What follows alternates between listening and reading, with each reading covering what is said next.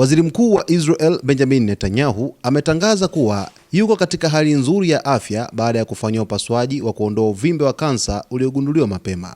Kupitia ujumbe aliochapisha kwenye X siku ya Ijumaa, Netanyahu alieleza kuwa uvimbe huo uligunduliwa wakati wa uchunguzi wa kawaida wa kiafya kufuatia upasuaji uliofanywa mwaka 2024 kwa tezi dume iliyokuwa imevimba lakini si ya kansa. Alisema madaktari walibaini uvimbe mdogo sana chini ya sentimita 1 katika hatua za mwanzo na kwamba matibabu yaliyofanyika yamefanikiwa kuondoa kabisa tatizo hilo bila kuacha athari yoyote. Netanyahu pia alifafanua kuwa alichelewesha makusudi kutoa taarifa ya afya yake ili kuepusha kutumiwa vibaya kisiasa wakati wa mvutano wa kijeshi kati ya Israel na Iran. Alidai kuwa hatua hiyo ililenga kuzuia kusambazwa kwa propaganda za uongo dhidi ya Israel.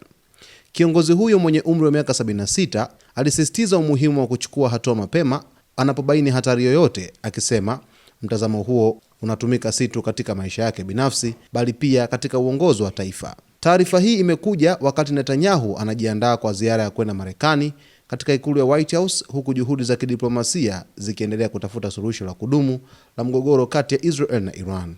Wakati huo huo, makubaliano ya kusitisha mapigano kati ya Israel na Lebanon kufuatia mapigano ya kundi la Hezbollah linaloungwa mkono na Iran yameongezwa kwa muda wa wiki 3 zaidi.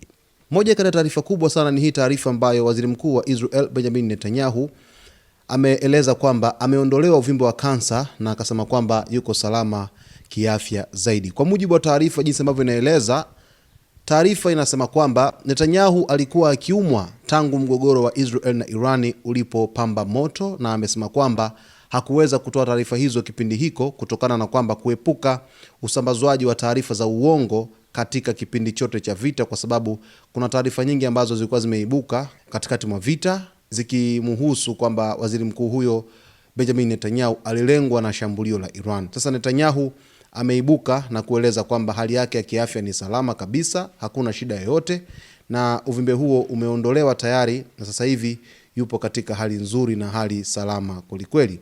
Ni kwa mujibu wa taarifa jinsi ambavyo zinaeleza kuhusu afya ya waziri mkuu wa Israel Benjamin Netanyahu akitoa taarifa yeye mwenyewe.